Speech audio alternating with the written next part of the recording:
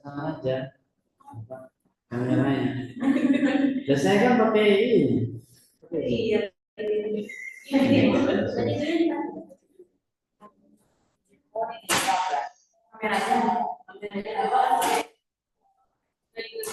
Oh iya, pakai ini.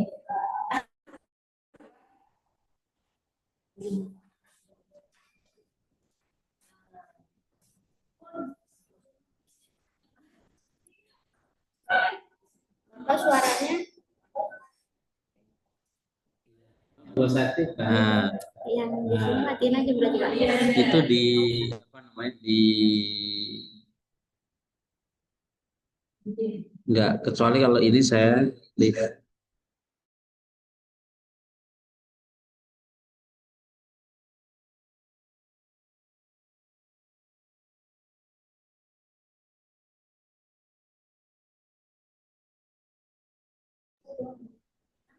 Baik, kita mulai ya. Izin ini Pak Kiai. Kiai Ahmani. Bismillahirrahmanirrahim. Assalamualaikum warahmatullahi wabarakatuh. Waalaikumsalam warahmatullahi wabarakatuh. Alhamdulillah wassalatu wassalamu ala Rasulillah sayyidina Muhammad bin Abdullah wa la haula wa la quwwata illa billah. Bapak Ibu dan teman-teman sekalian, ini adalah pertemuan perdana. Ya. Untuk mata kuliah seminar proposal tesis. Ini menjadi sangat penting, sangat penting karena kalau mengacu dalam buku pedoman akademik atau dalam peraturan akademik itu, mata kuliah seminar proposal tesis ini adalah persyaratan untuk maju sidang proposal. Artinya apa? Bapak Ibu teman-teman akan dinyatakan bisa mengajukan sidang proposal setelah dinyatakan lulus dalam mata kuliah. Dinyatakan lulus dalam mata kuliah. Nah,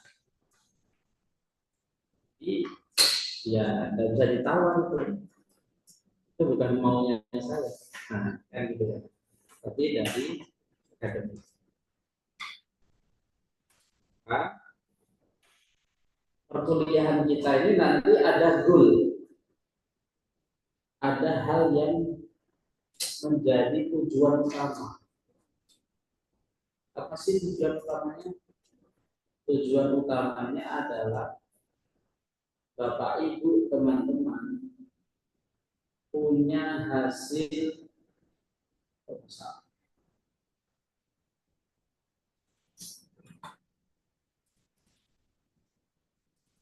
Apakah proposal ini nanti akan diajukan dalam tesis? Boleh jadi iya, boleh jadi tidak. Tergantung Bapak Ibu dan tapi secara prinsip Bapak Ibu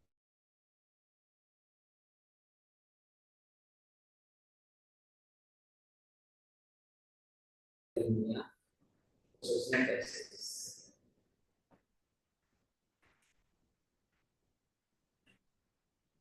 Ya. Nah, dari mana nanti acuan pedoman yang kita gunakan?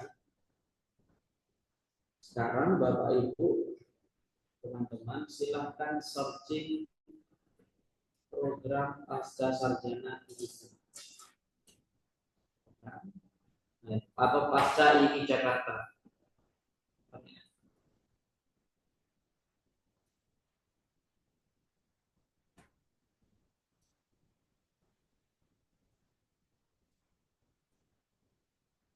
Lihat ya.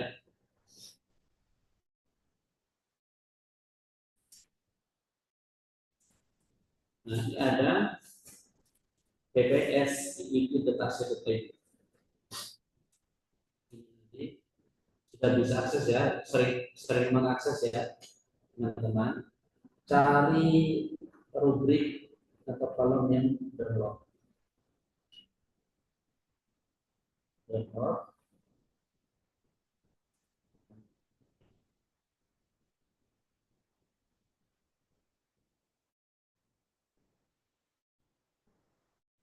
Nah, paling bawah sendiri. Nah, bawah sendiri. Itu ada tulisan apa itu? Silakan di download masing-masing. Syukur-syukur nanti di print, dicetak. Kalau di print, dicetak itu enak di tempatnya.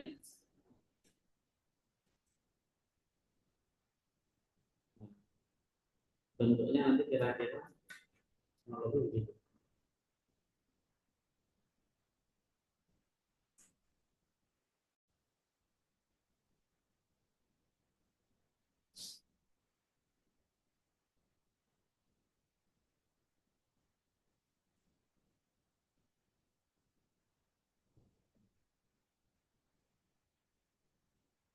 Nah, nanti penampakannya seperti ini, penampakannya. Nah, ini penampakan di dalam buku pedoman.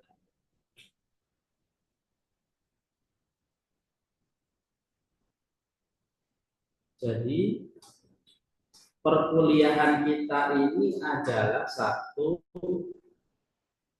memahami apa yang termaktub di dalam pedoman. Yang kedua, kemudian kita bisa menerjemahkan dan mengaplikasikan dalam ini,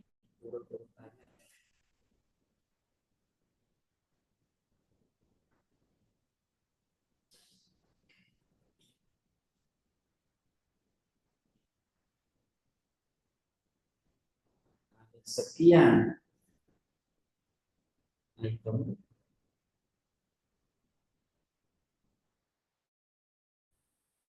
Bapak Ibu teman-teman memahami dan mengaplikasikan.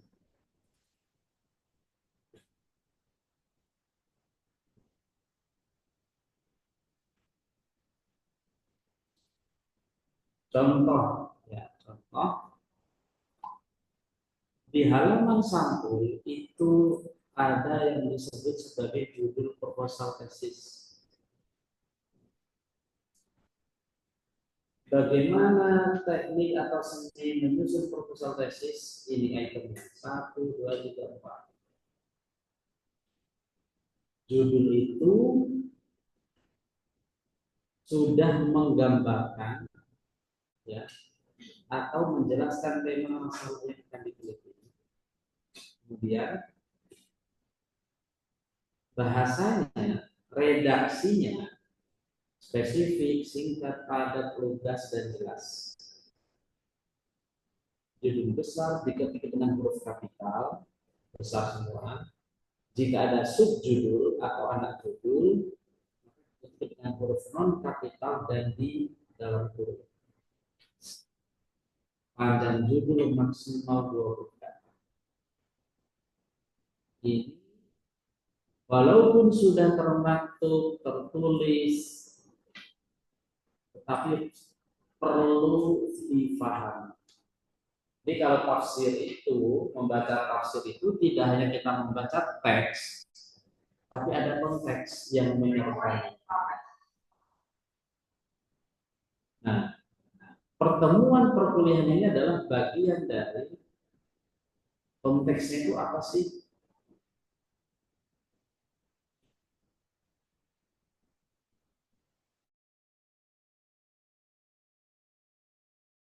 Pertanyaan sampai di sini.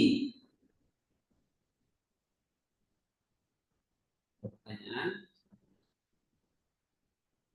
Kita lihat sekarang bagaimana judul-judul kakak-kakak angkatan yang hari ini hari ini, bulan ini Nah, 11. Kita lihat ya.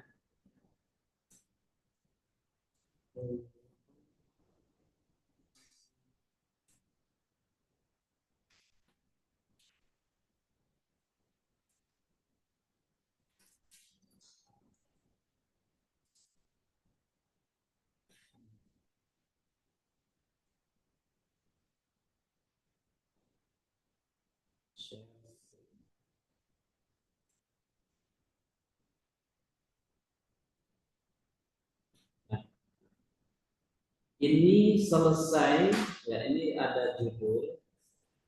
Ini pertama saya ceritakan dulu. Ada kakak angkat itu namanya Ikmat Pradista Putra Prayitna. Posisinya tugas di Timur Tengah, kalau nggak salah di Qatar. Kemudian persis di semester 3 dia selesai. Judulnya ini, Al-Quran dan Gender Mainstreaming. Analisis kritis ayat-ayat relasi gender dalam kitab tafsir. Nah, tafsir mawdu'i li suwar Al-Quran al-Karim karya Muhammad Al-Ghazali.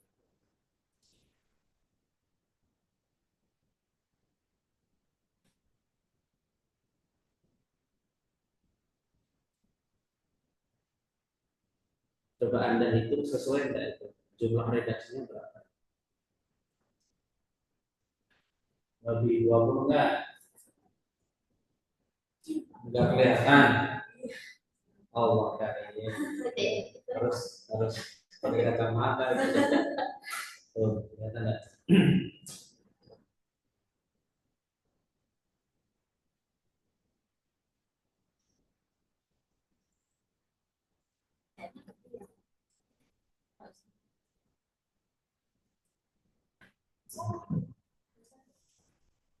Biasanya saya pangkas, tidak usah nama tafsirnya, langsung relasi gender, perspektif Muhammad Al-Ghazali.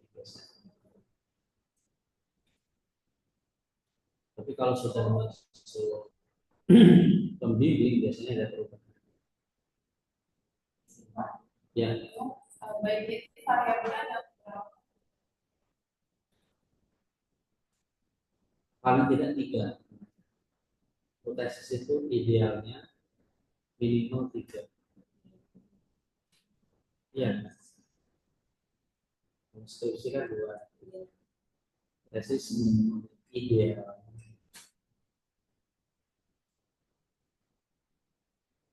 Nah, maka sebenarnya begini, secara prinsip itu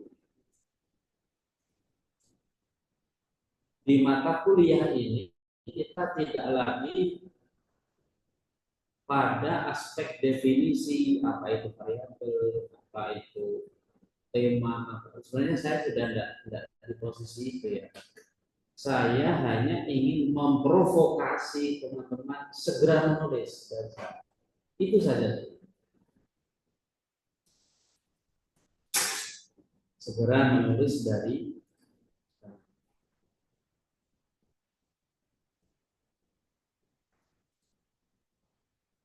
Jadi kalau sekarang sudah terpacu, ngerti nih, nah, semester 3 tek, nilai keluar, konsultasi, ACC, cek plagiasi, lanjut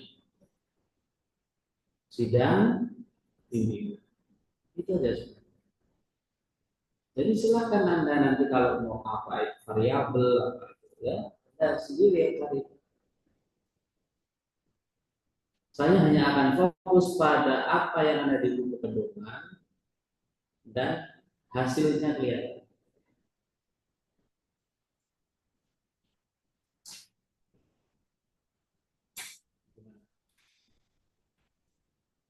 Ustazah, gimana? Oke nggak? Tangkap ya, bisa kita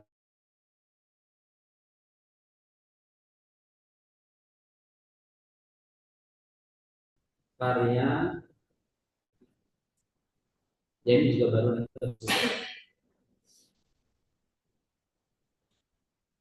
Ini tentang takhrij hadis dalam kitab tafsir. Judulnya apa?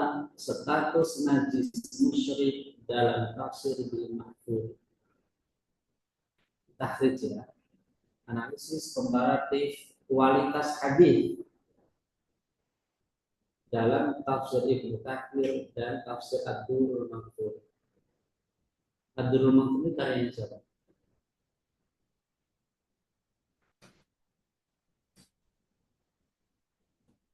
Yo, Ad-Durrul Mansur karyanya siapa? Jalun Asyuti, Pak. Ya, siapa? Jalaluddin Asyuti ya, Pak. Bentar, yang di sini siapa?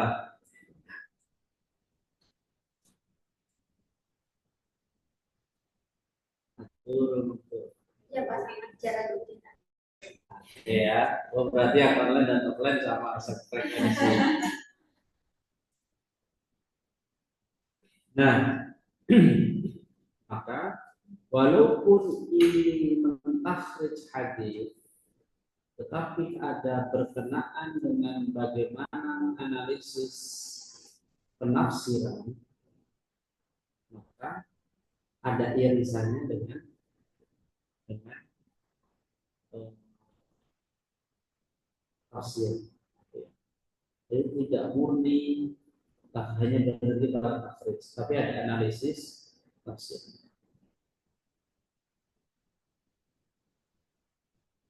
Maka sebagaimana yang saya sampaikan, orientasi itu kita di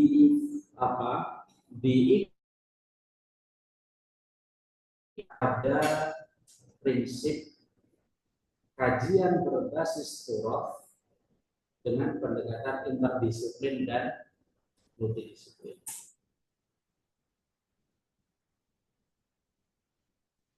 Ya, jadi pendekatan disiplin takhrij hadis. Dan ada juga ini. Anda kelihatan lagi nih. Hah?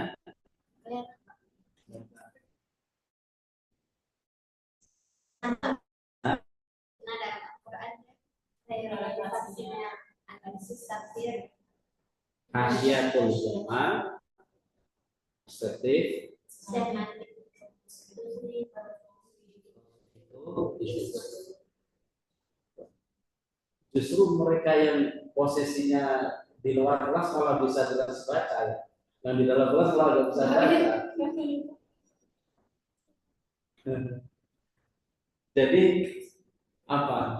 Jauh dekat itu ternyata relatif ya.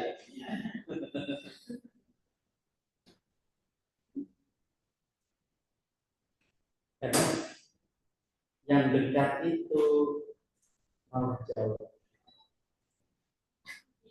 Cocok nggak? Yang jauh justru masuk.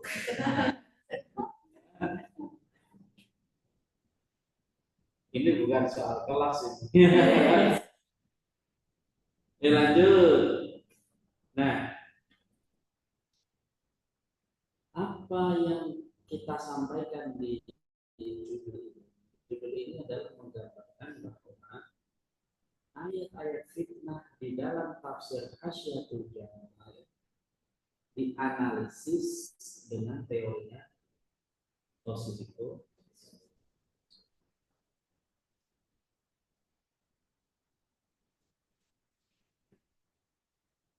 Saya masih simpan dari naskah.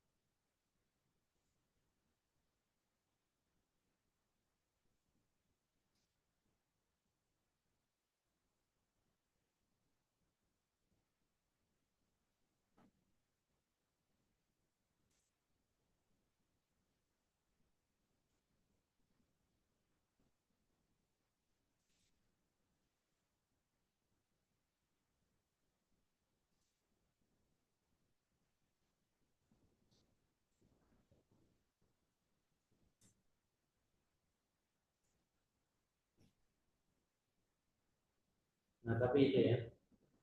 Jadi menganalisis tafsir hasyiatul jamaah menggunakan semantik positif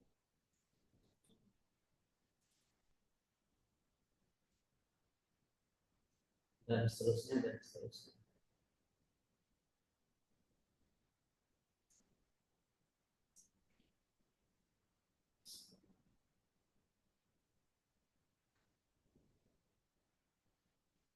Oke, ada pertanyaan sampai di sini? Ada pertanyaan? Silakan. Silakan yang di Zoom boleh nanya. Ustaz siapa tadi itu? Siap Ustaz Khairi.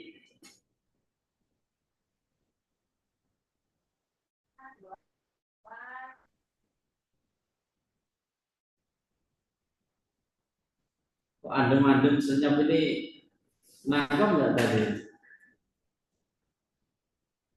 Hah? Kok saling memandang ini mencurigakan? Jangan-jangan nggak paham? Hah? Lagi insecure. Kalau judulnya orang.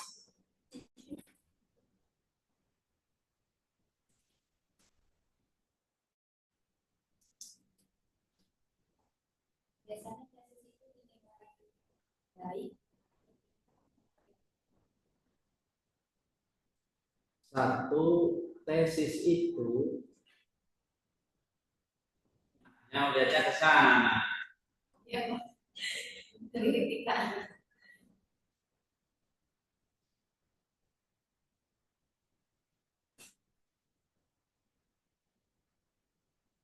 Saya balasnya dengan daftar ulang lagi. So, baik, bagaimana tesis apa namanya? Anda sebut tadi dikatakan nilainya baik gitu ya. Ada beberapa aspek, tapi sekurang-kurangnya ada dua. Yang satu dari aspek teknis. Teknis itu apa? Penulisan. Acuannya dari mana? Itu pedoman. Kalau buku pedoman bicara bagaimana menyusun footnote, sumber kutipan, ikuti. Kalau sekarang kan banyak aplikasi yang menawarkan bagaimana menyusun citasi atau sumber kutipan. Ada yang Anda kenal apa? Mendeley, Zotero. Itu alat bantu. Walaupun jurnal-jurnal sudah menggunakan itu, tapi selama buku pedoman belum ada ketentuan menggunakan yaitu bantu, tapi harus Anda ikuti nanti diedit didasarkan pada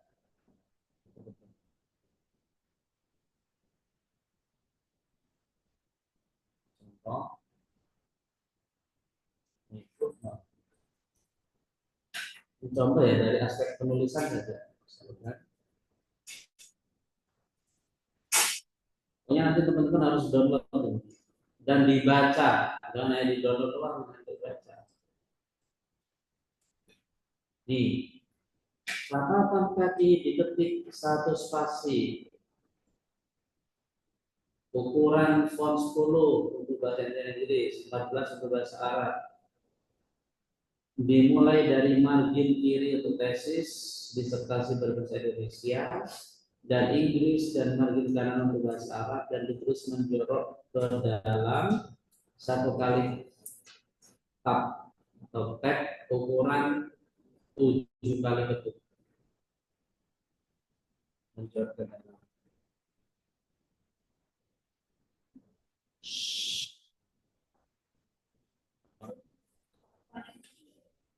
Suara saya apa suara ini? Coba ini alatnya itu yang dicek. Ya, saya sudah full power ini. Pindah ke situ kan ya. Nah, di lift punya saya. Ini Nggak usah, itu di lift di apa Oh, namanya? Di itu loh, di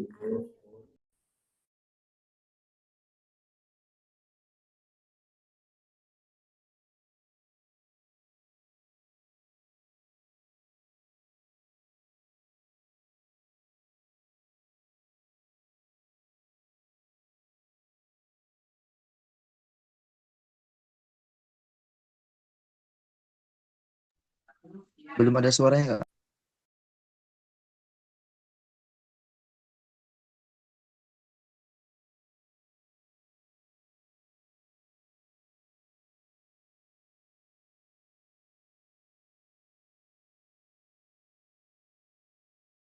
Win. Nah, halo? Nggak mau ada suaranya. Sudah. Sudah. Ini juga supaya dia nggak ngerti. Di lift. Klik audionya. Ada lift ini loh. Allah Karim.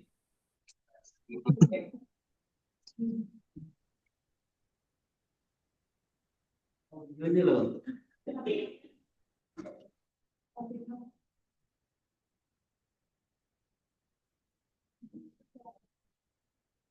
Tuh.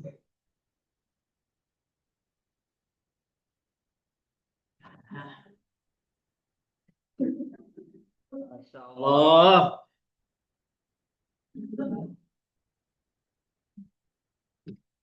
Suara sekarang jernih ya Pak ya? Alhamdulillah Apa? sudah jernih. Jernih. Alhamdulillah, Pak. Oh, tadi sampai di sini.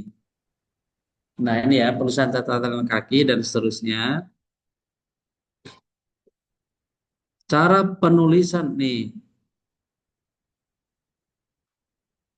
Penulisan kaki nama pengarang tanpa gelar dan tidak dibalik. Jadi misalkan Azumardi Azra, jangan Azra Azumardi.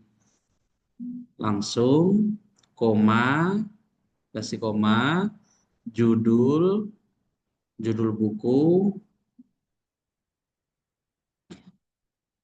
ditulis miring,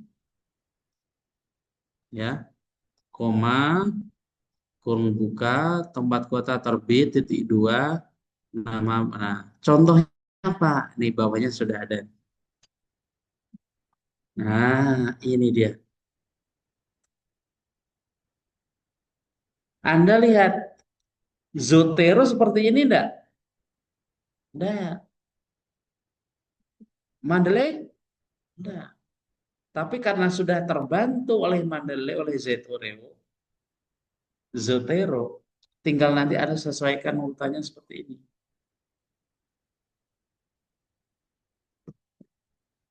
Gitu ya.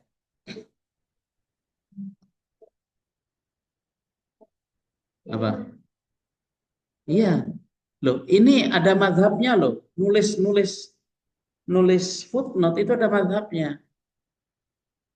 Mazhabnya Turabian, Turabian style, Sisago, Turabian style, ada salah.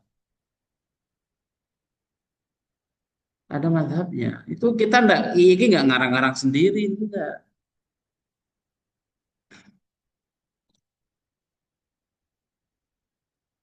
Ada ketentuannya kita. Dan itulah yang diacu oleh internasional.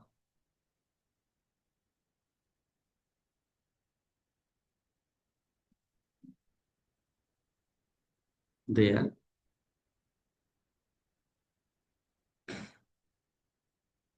Jadi nama, koma, judul buku, koma, dalam kurung, kota terbit, nama penerbit, tahun, cetakan keberapa, halaman berapa sampai berapa. Ini dari aspek teknis. Termasuk nanti penulisan, ya, aspek penulisan teknis, margin, dan seterusnya. Itu kalau menyusun tesisnya oke, nilainya oke. Artinya apa? Para penguji menganggap bahwa Anda berhasil dalam aspek teknis penulisan. Sekarang dari aspek substansi atau isi. Apa sih nanti dari aspek substansi yang akan dikonfirmasi oleh para penguji? Nah, ini dia. Susunannya begini.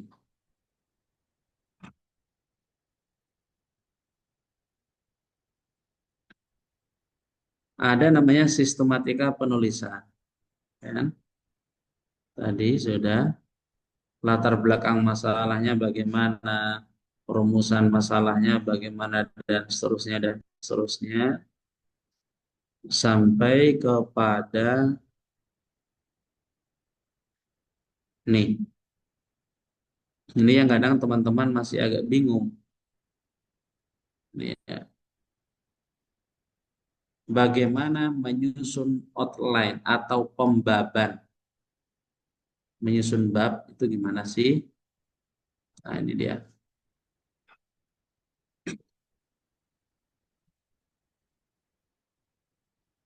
Nah, bab 1 berisi apa? Pendahuluan.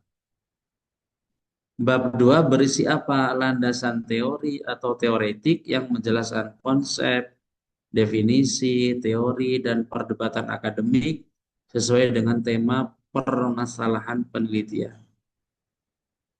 Jadi nanti Anda harus narasikan. Ada narasinya. Nanti kita lihat dalam tesis yang sudah ada. Kalau bab 3 yang penelitiannya kualitatif seperti yang lazim, ya, metode yang kita gunakan, jenis kualitatif yang kita gunakan, itu menjelaskan objek penelitian di bab 3. Objek atau profil. Ya. Baru bab 4 nanti tentang analisisnya. Nah, rangkaian bab 1, 2, 3, 4, sampai 5, kalau Anda menyajikan sesuai dengan ketentuan ini, Anda dikatakan berhasil.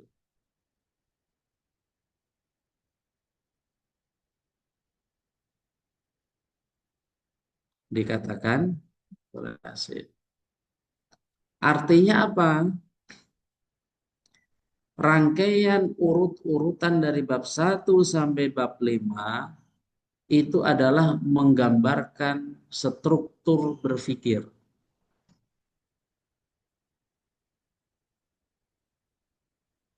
Ya, struktur berpikir yang komprehensif.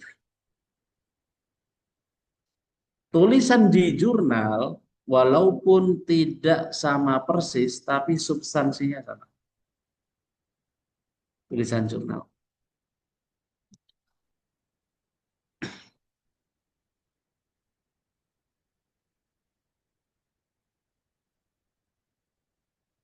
Oke, ada pertanyaan sampai di sini. Gimana Ustazah? Masuk? Kita lihat sekarang bagaimana itu diterapkan atau diaplikasikan di dalam tesis. Kita lihat tesis yang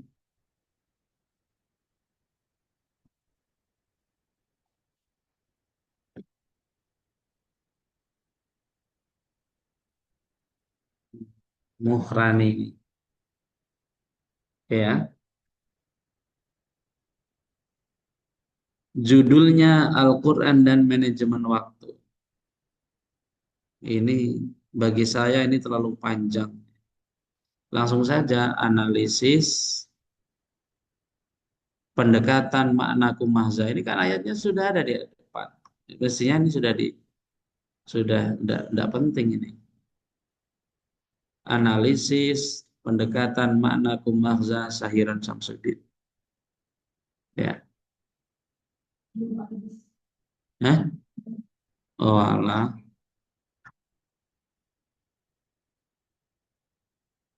Pantesan ini ketawa-ketawa tadi.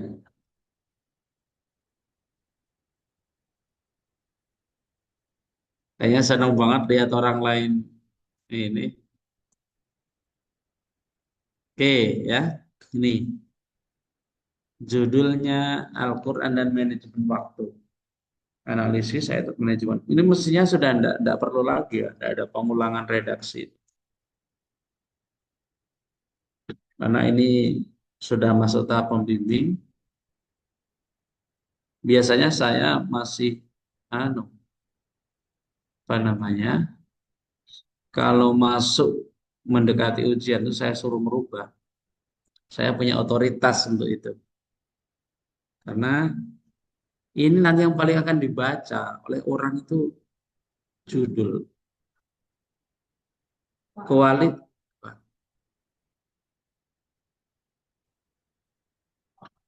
Yes,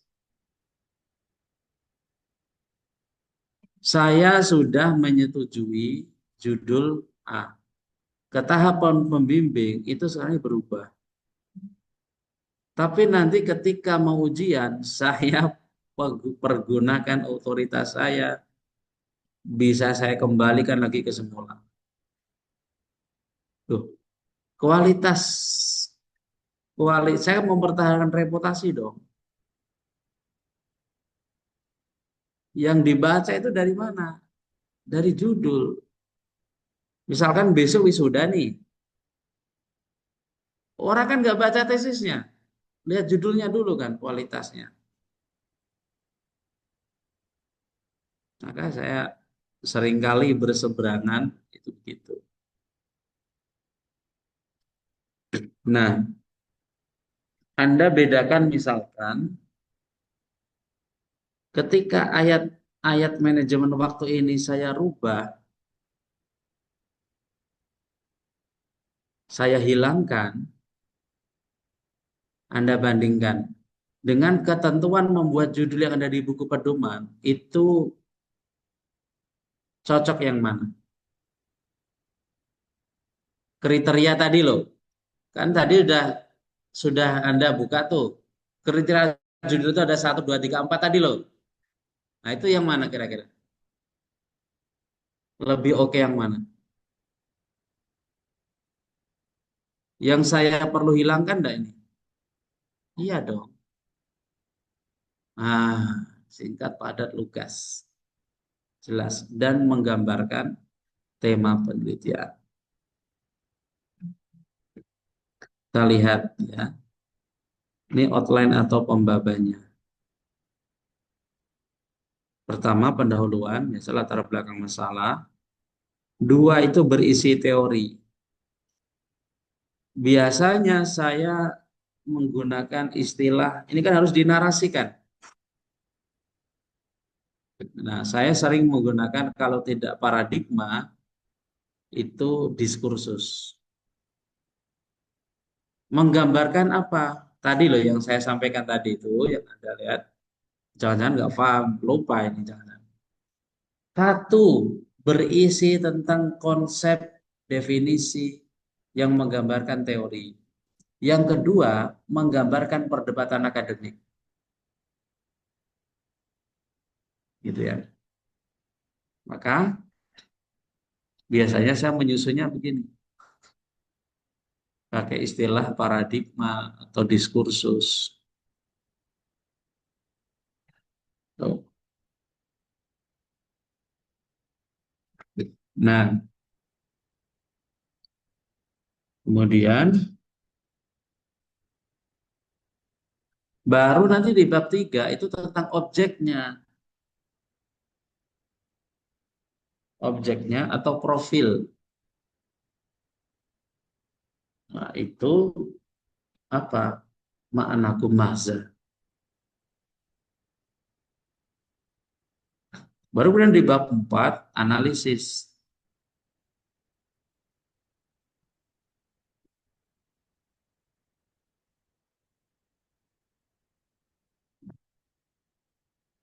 Itu ya. Ini adalah terjemahan dari buku pedoman. Yang saya sampaikan tadi itu loh, rangkaian perbabnya itu bentuknya itu aplikasinya seperti ini. Karena tesis lain coba kita lihat.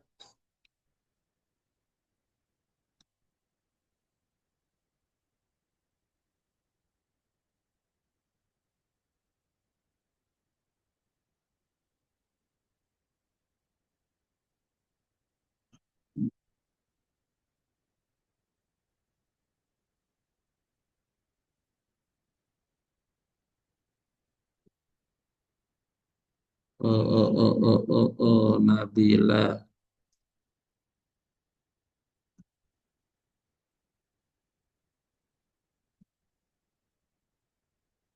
Aduh, ini batu kode ini kayaknya nih. Hah?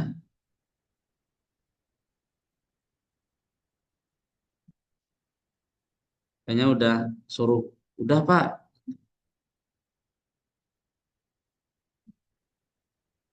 Hmm? Gimana Pak? Tadi ada apa? Kenapa? Gimana gimana? Butuh kode Zoom kah atau gimana Pak? Untuk recording host atau gimana? Bukan, ini di kelas ini ada yang batuk-batuk. Oh Maksudnya alah. kode kayaknya dia, Pak, udah cepetan Pak, udah lapar siang, gitu loh.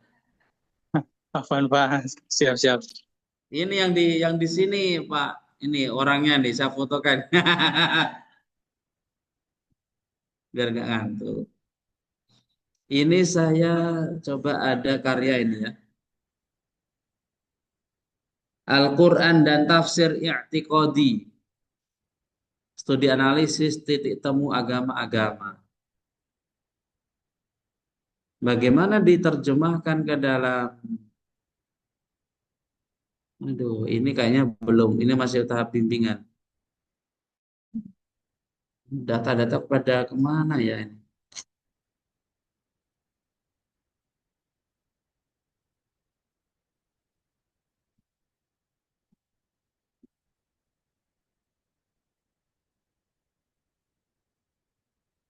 Nih, ini saya ambil contoh aja penelitian lapangan ya. Ada penelitian lapangan di Malaysia ini. Nah, ini dia. Nih, Tahammul Al-Quran pada komunitas Muslim internasional. Analisis pengambilan sanad Al-Quran Yayasan Pendidikan Idkon Kuala Lumpur, Malaysia.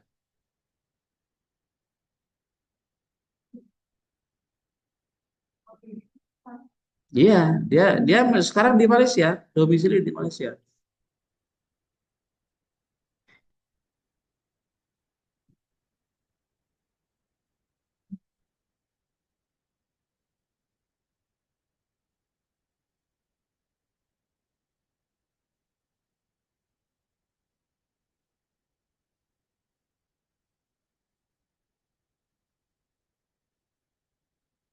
Nah, bagaimana buku pedoman tadi diterjemahkan ke dalam tulisan? Nah, ini dia.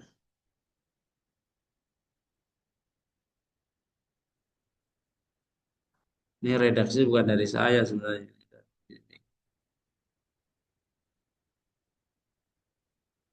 Bab 3 tentang profil.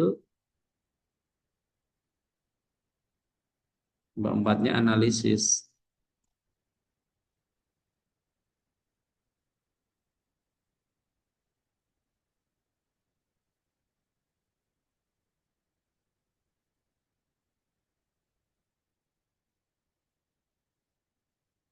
Bentar ya, saya cari data yang lain lagi.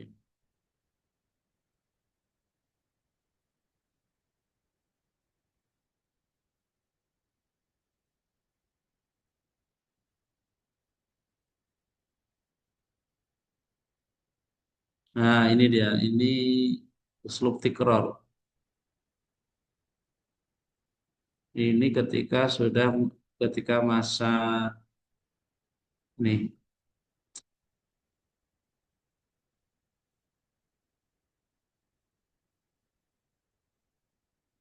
Oke, terlihat ya, Bapak Ibu. Judulnya uslub tikror dalam Al-Quran. Studi komparatif kitab tafsir Al-Kasyaf dan tafsir Al-Bahrul Madid fi tafsir Al-Quranil Majid. Fi tafsir Al-Quranil Majid. Al-Kasyaf itu karyanya siapa? Az-Zamakhsyari, Pak. Az-Zamakhsyari. Az-Zamakhsyari. Kalau Al-Bahrul Madid, Ibnu Ajibah. Ibnu Ajibah. Wah, Ustadz Khairi ini mantap ini. Kita lihat bagaimana eh,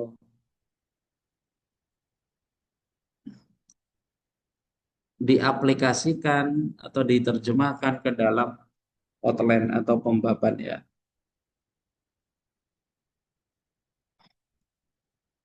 Nah, ini.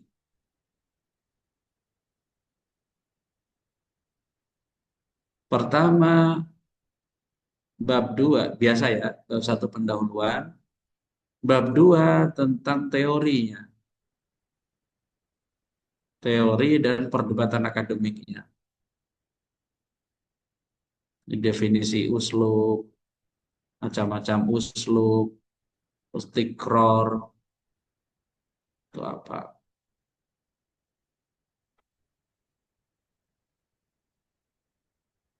Kemudian ini nanti yang digunakan term teror dalam Al-Quran menurut pembagiannya.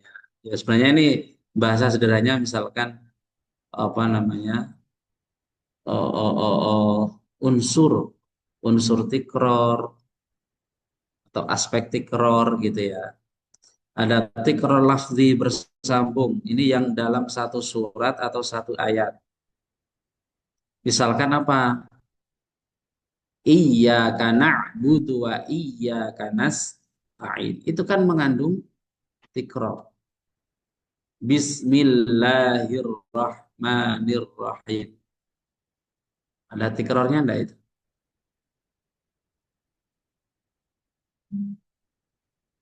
Ya, iyyaka na'budu wa iyyaka nasta'in.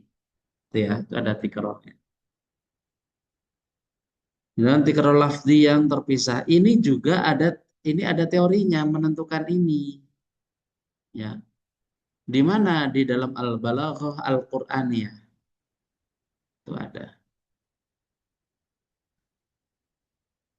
Nah, baru kemudian nanti profil tafsir Al-Kasyaf dan Al-Bahrul Madid. Ini saya nggak ngerti kok susunannya nggak rapi. Mungkin karena ini ini ketika proses cek plagiasi ya. Jadi apa namanya kan harus harus dicek plagiasinya. Nah, kemudian dianalisis. Ya, dibandingkan ayat-ayat yang mengandung tikror dianalisis. Termasuk tadi yang dalam satu surat, satu ayat, dan seterusnya. Nah, bagaimana kira-kira menganalisisnya? Lebih begini.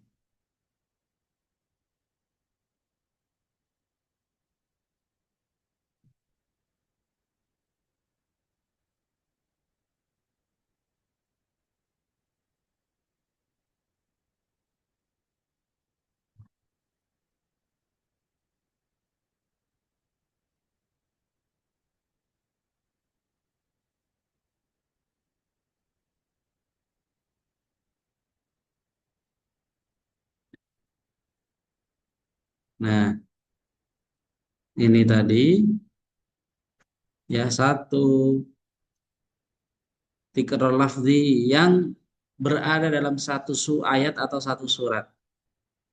Contohnya ini. Fasbir ala ma yaquluna wasabbih bihamdi rabbika qabla tulu'i syamsi wa qabla ghurubiha wa min ana'il laili fasabbih wa atrafan nahari la'allaka tarda.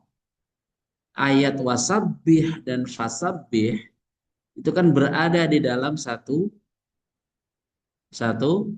ayat. Bagaimana Az-Zamakhsyari dan Ibnu Ajibah? Sekarang kita lihat. Pertama, analisisnya dari Az-Zamakhsyari dulu. Bagaimana penafsiran Az-Zamakhsyari? Az-Zamakhsyari menafsirkan ini.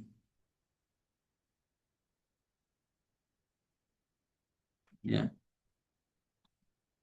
Iradah al-ikhtisas. Apa tujuannya? Tujuan dari tikror di ayat ini, kenapa tasbih itu diulang sampai 2 kali, itu memiliki maksud atau tujuan pengkhususan. Bagaimana dengan Ibnu Ajibah? Ibnu Ajibah juga kurang lebih sama. Pengkhususan untuk 2 sholat yang memiliki fadilah lebih, yaitu sholat maghrib dan sholat subuh. Ini sholat paling berat ini, ya kan? Apalagi subuh itu. Ini kelompok yang sering kodok enggak ini? Waduh, komunitas sholat kesiangan.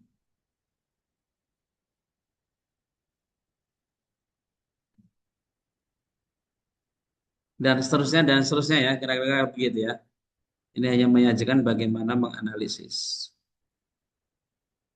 Kemudian ada juga ini, syahidallahu annahu la ilaha illa huwa wal malaikatu wa ulul ilmi qa'iman bil qist la ilaha illa huwal azizul hakim. Ini kan dalam satu ayat.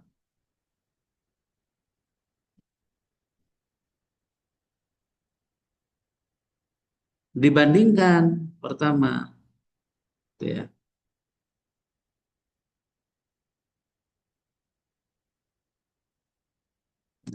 Kira-kira begitu. Ada gambaran? Cocok? Oke. Ada pertanyaan sampai sini? Nah, Bapak, Ibu, teman-teman, kira-kira harus bisa seperti itu. Merumuskan judul kemudian kalau istilahnya di breakdown atau dirinci dalam outline atau pembaban. Kalau 2 hal ini sudah oke, insya Allah nulis itu oke, cepat.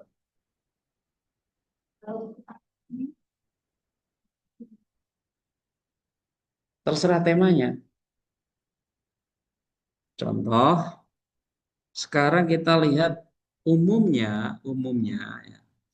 Umumnya ini kan kita nulis tafsir tematik kan, pendekatan tematik, maudhu'i. Kita lihat contohnya ini.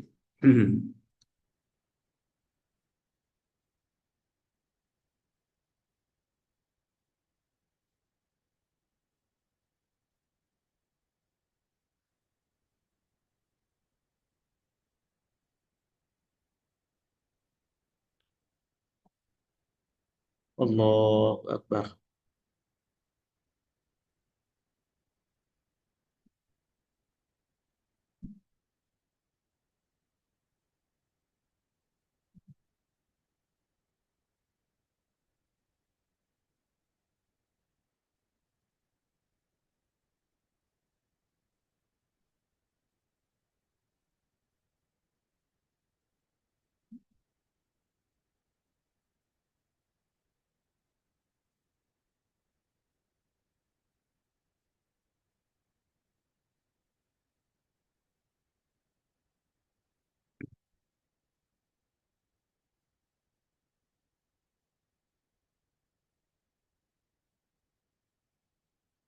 Saya carikan yang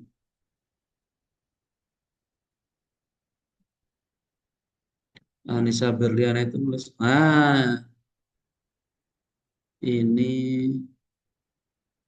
Alfi Hidayati itu apa? Nah, Anissa Berliana itu tentang ini masih mentah-mentah ini.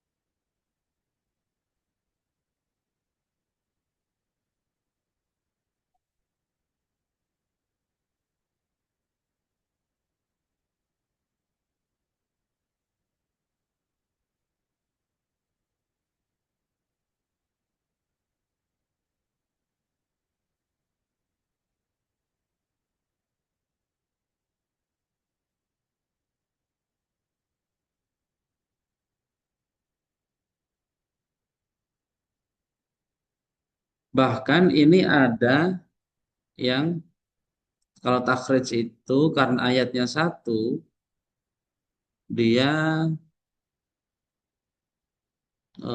apa namanya? Kemudian perbandingan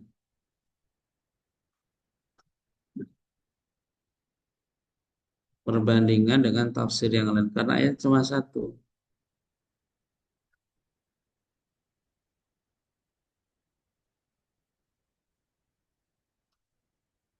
Nah, ini contoh nih. Ini berapa ayatnya? Kan tema tafsir tematik itu kan tidak sama.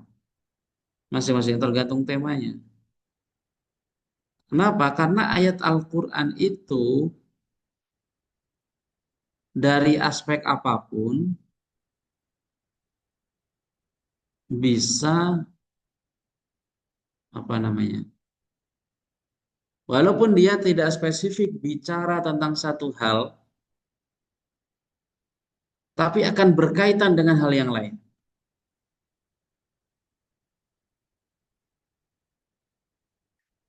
Contoh misalkan ayat paling gampang ini ya.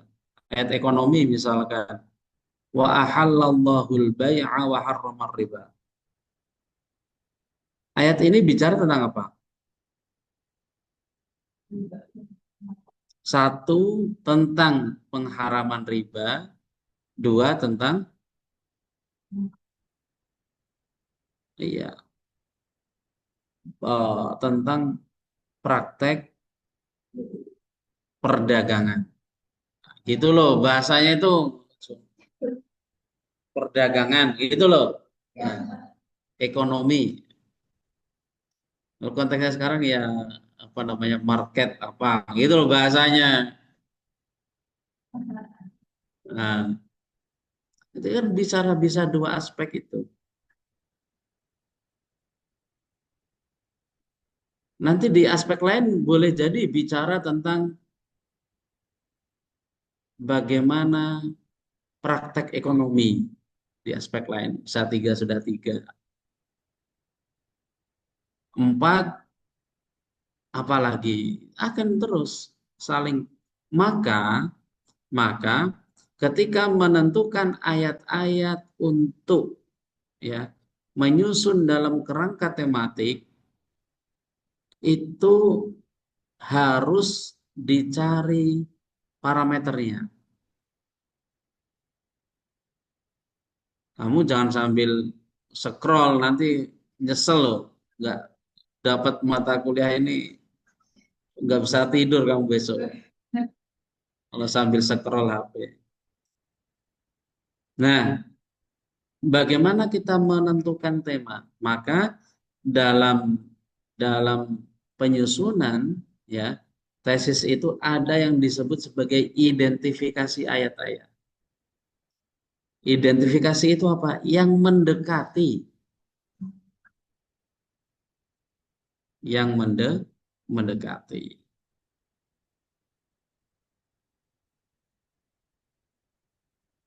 Gini tentang nah ini ya, krisis lingkungan dan tafsir esoekletik, analisis dan konteks dalam Al-Quran. Ini sebenarnya saya nggak setuju dengan masalah kontekstualisasi.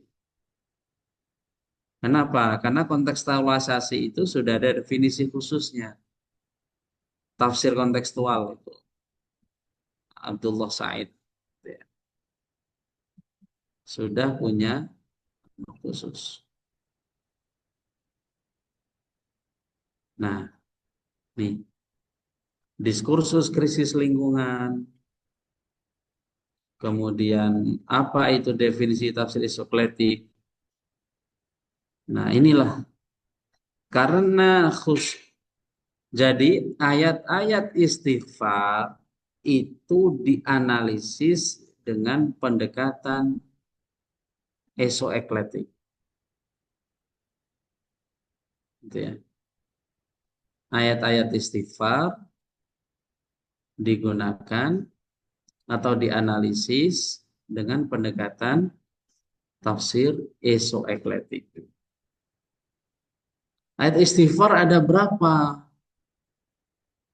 Nah, itu nanti disusun nih.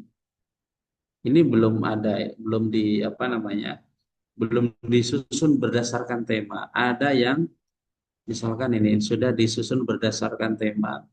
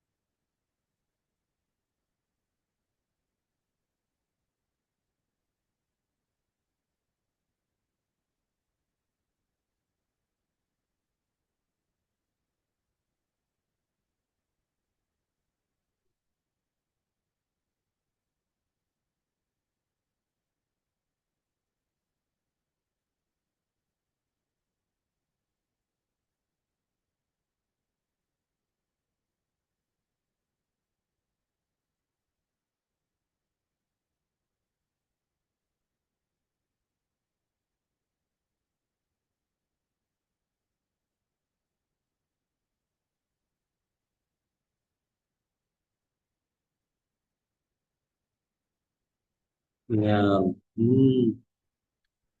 datanya pada kemana ini?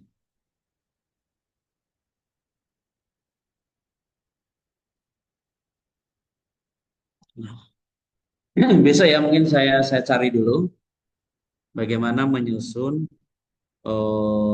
didasarkan pada tematiknya dengan pendekatan tematik.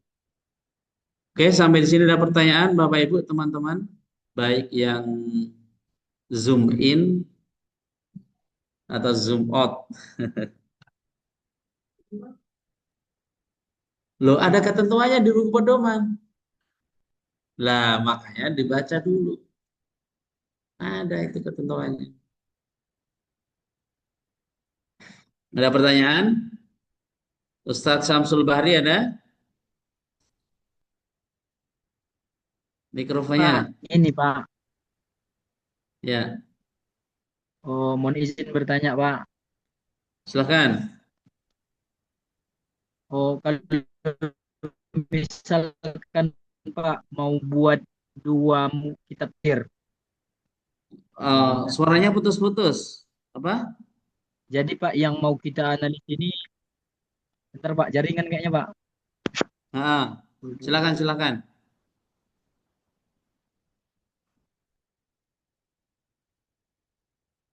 Kenapa? Macet ini. Hmm? Iya. Gimana baiknya Pak? Misalkan yang akan Nggak kita teliti terdengar terkait ini, tadi. Apa? Ulangi coba. gini Pak, kan kita mau meneliti terkait misalkan terkait istighfar tadi Pak, misalkan. Tapi kita Ya, mau apa namanya mukornya Pak atau membandingkan antara dua tafsir gitu ya. Nah, itu atau seperti tadi, komparasi. seperti ini Ustaz nih, mukoronah ya, apa namanya, komparasi. Contohnya ini nih Ustaz nih, tadi,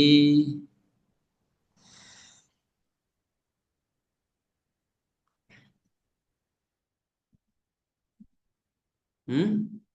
Nah ini contoh ya, usul tikror nih. Ini kan perbandingan nih, mukoronah nih, komparasi.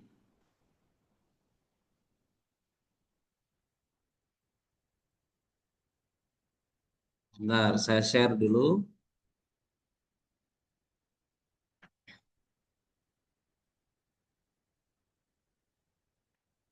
Nah, ini Ustaz nih. Terlihat enggak? Uslub Lihat Pak. tikror dalam Al-Quran.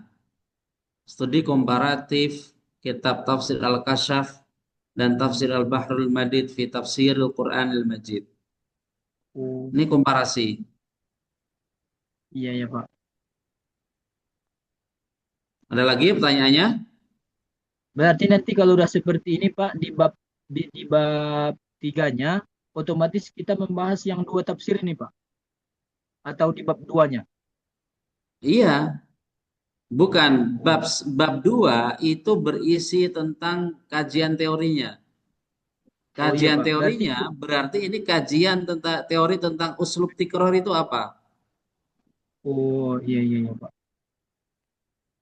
Ya, bab duanya kajian tentang uslub tikror itu apa?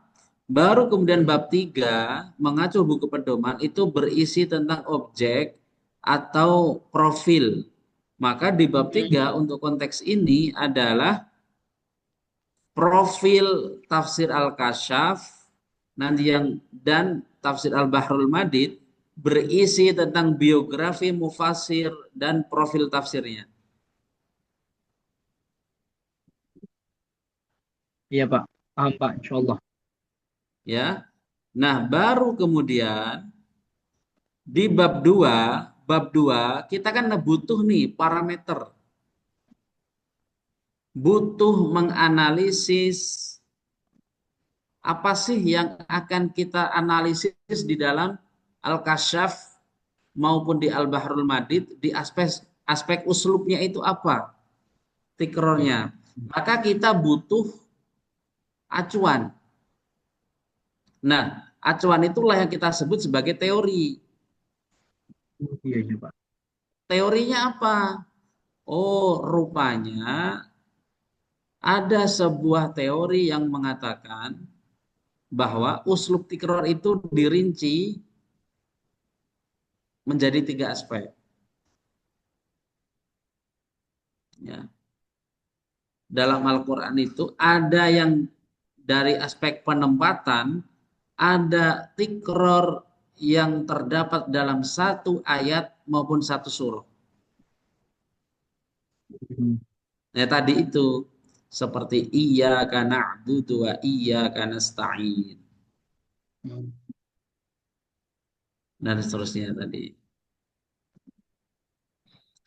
Fabi ayyi ala'i rabbikuma tukadziban dalam Ar-Rahman. Nah itu gimana? Dalam satu surat? Bukan. Nah, ada yang berbicara itu merinci dari aspek penempatan itu. Nah, teori yang mengatakan bahwa isu tikror itu didasarkan pada penempatan, itulah yang digunakan untuk menganalisis yang ada di dalam tafsir Al-Kasyaf maupun Al-Bahrul Hadid.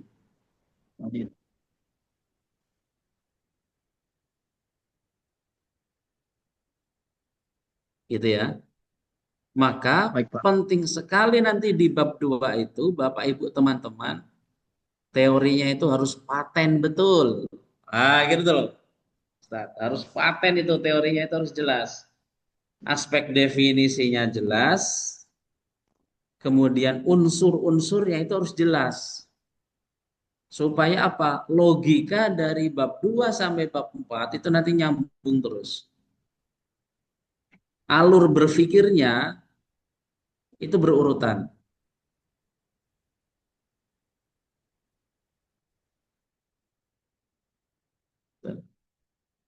Ada lagi pertanyaan?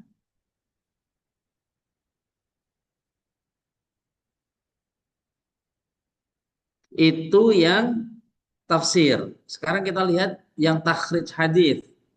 Kan ada tadi saya sebutkan ada takhrij hadis yang eh, karena ayatnya satu, ya, ayatnya satu, maka dia eh, menganalisis di dalam dua tafsir. Yang tadi itu saya sebutkan ya.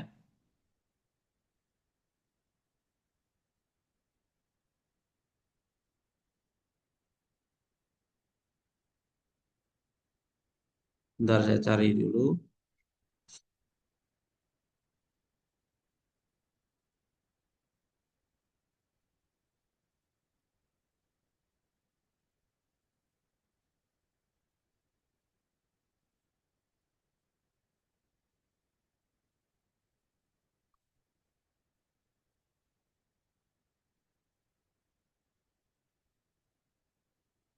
Nah,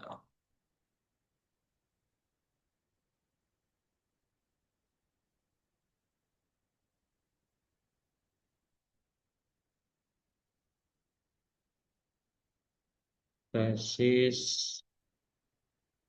siapa tadi namanya? Bukan, saya nanya tesis yang tadi saya sampaikan itu loh. Takhrij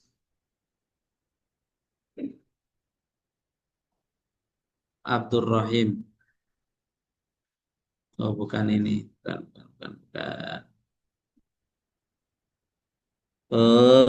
Sampai lupa ini. Aduh, udah agak fokus nih.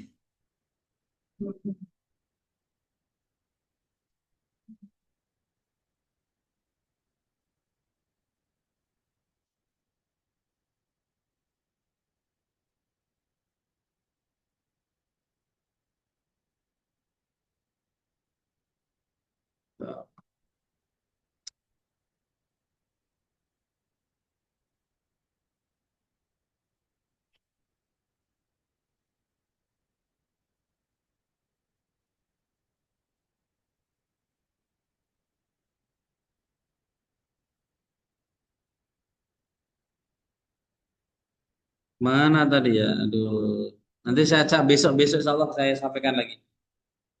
Itu ya. Ada lagi?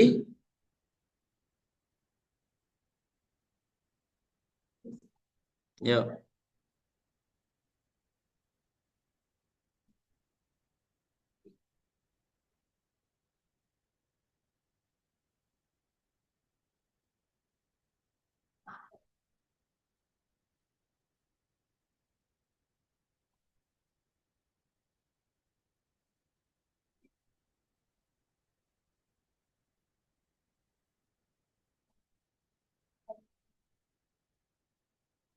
Intinya begini, intinya. Mendeley itu kan alat bantu kan, aplikasi kan. Membantu itu artinya apa? Mempercepat proses penulisan, terutama di aspek sitasi pengutipan. Nah, Anda menulis cepat itu manfaatnya terasa enggak? Rasa. Pertanyaannya sekarang, walaupun di aplikasi Mendeley sudah terbantu dengan penyusunan penulisan footnote, tetapi belum sesuai dengan buku pedoman. Yang harus Anda lakukan apa? Menyesuaikan. Kan tinggal edit-edit sedikit. Kan nggak kalau manual lebih lama.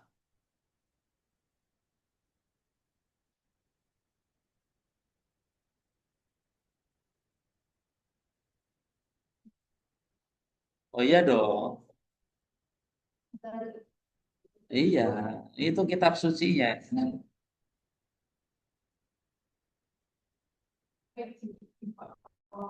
Iya, sedikit, ngeditnya sedikit.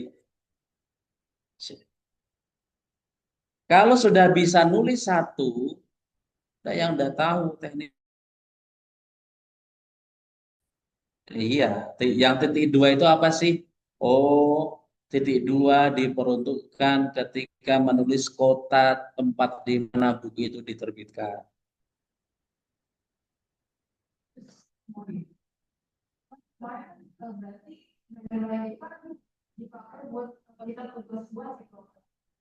Iya, ya enggak apa-apa. Tapi nanti ketika menulis di tesis, ya disesuaikan dengan pedoman.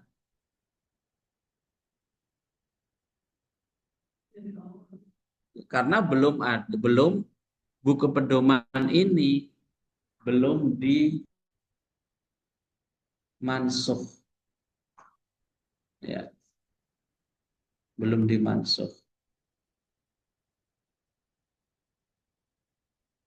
Kalau sudah ada dinasuh dengan Mandele atau Zetoro, ya berarti sudah tidak berlaku. Karena belum dimansuh, berarti masih berlaku. Nah, gimana?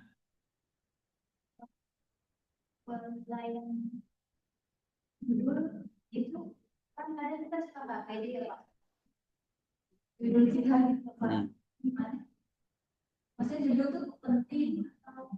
Oh ya penting dong. Ya semua berangkat dari judul. Ya makanya dikonsultasikan nanti kita. Yang terpenting ide besarnya dari Anda.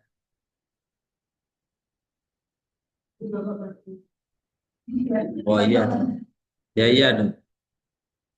Itu sudah domain kita. Oke ya, sambil kita absen.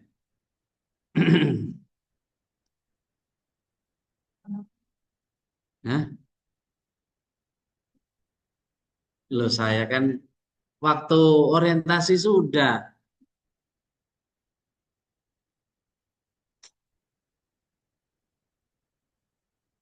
Berarti kalau Anda lupa, ya saya memaklumi. Memang tidak di hatimu.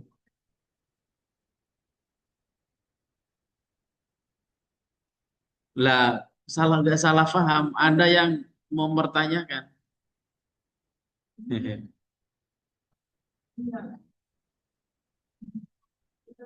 Hmm.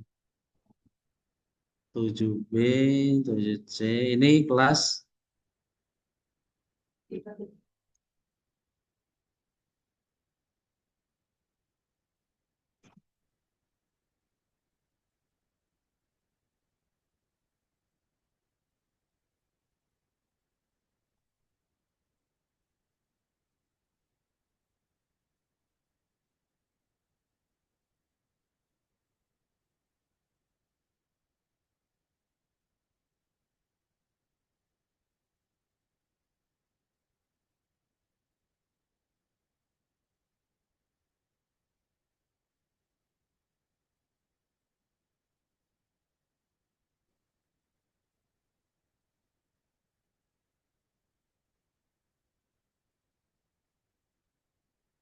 tolong dibantu ya, biar cepat.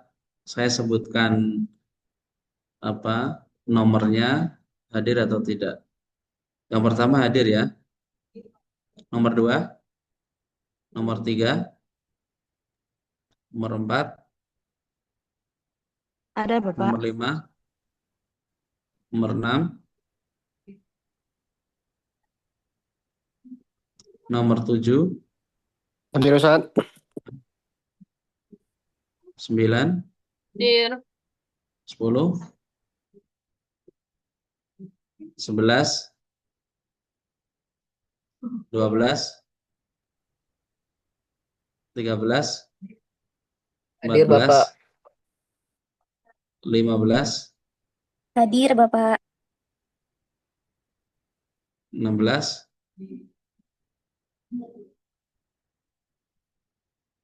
ada? Oke.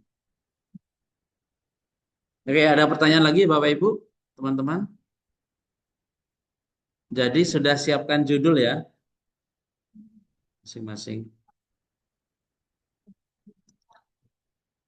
Apalagi?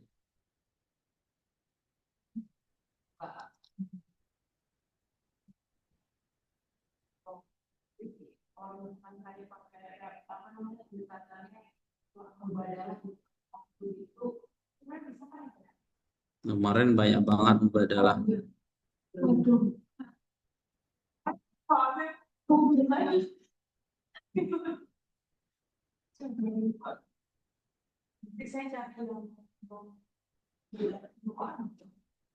Iya, cari coba. Makanya sekali lagi kalau Anda nggak baca-baca, nggak ke perpustakaan, ya susah.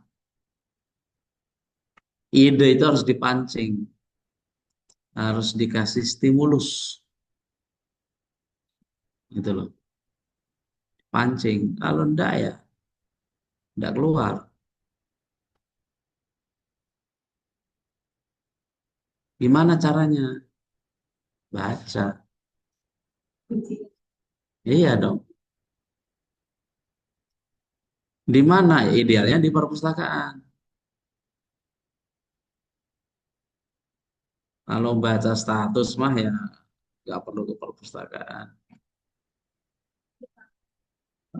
Itu nggak disuruh aja udah. Oke ya. Ada lagi? Cukup? Cukup ya. Silahkan sambil dipikirkan, ditimbang-timbang, ya mudah-mudahan seiring berjalannya waktu sudah mulai konsultasi judul. Ya bisa dari sekarang ini ketika kuliah ini.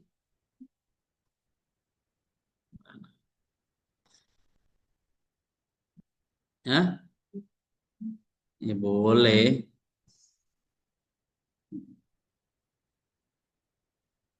Yang di Zoom ada pertanyaan?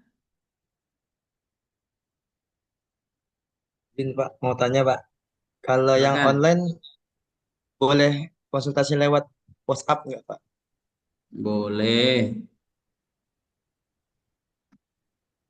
Boleh, Cuma mau boleh. tanya Pak, Ya, untuk kampus kita itu apakah ada apa ya, kayak roadmap penelitian gitu nggak Pak? Maksudnya tahun ini lagi penelitian apa gitu, ada, ada nggak? ada. Jadi harus tema itu gitu Pak ya? Nah, cuman begini, kalau mengacu di roadmap itu karena kan kita latar belakangnya kan berbeda-beda ya, Mas ya. Maka yang paling bisa dan kita jembatani adalah dengan klaster. Artinya apa? Penelitian itu di frame atau apa namanya dalam kerangka yang berkaitan dengan ulumul Quran dan ulumul tafsir. Karena kalau mengacu di dalam itu, karena teman-teman tidak sama realitasnya begitu ya. Kan kita tidak adil dong kalau kita nggak menjebatani yang dari latar belakang yang berbeda. Kalau kita paksakan, ya nanti tidak mau nulis. kita repot lagi nanti. Jadi garis besarnya apa? Mengacu pada visi misi, kita berpatokan pada kajian turoth dengan pendekatan interdisiplin dan multidisiplin. Gitu. Gimana, Mas? Oke, Pak. Nah, coba diaktifkan kameranya. Anda mau nulis tentang apa? Saya, Pak. Ya, yang di benak Anda apa? Ini, Pak. Kemarin kan ada yang semester kemarin itu ada yang tugas kemarin. Saya coba Hmm? tertarik terkait tentang surah Yusuf, Pak. Tapi ingin meneliti tentang apa di tafsir Al-Azhar itu, Pak. Terkait tentang bagaimana Buya Hamka cara menceritakannya gitu. Terkait tentang ilmu Cara? bahasanya. Di ilmu bahasanya bagaimana cara menyampaikannya, mungkin ada gaya bahasanya, Pak. Itu nggak bisa. Ya, idealnya cari tafsir kalau di aspek bahasa ya. Cari tafsir yang lughawi atau balaghi.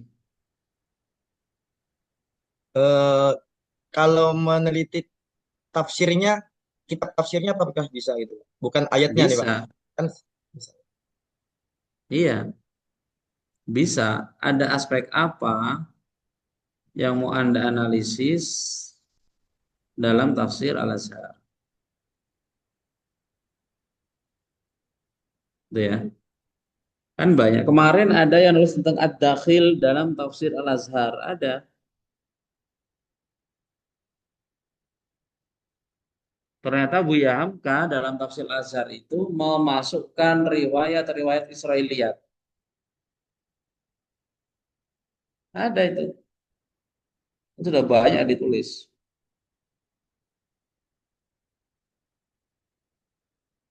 Gitu ya, kira-kira ya. Yang lain Bapak Ibu?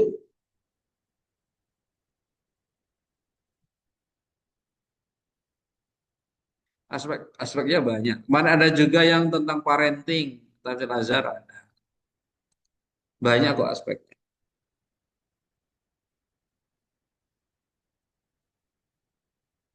Silakan yang lain. Cukup?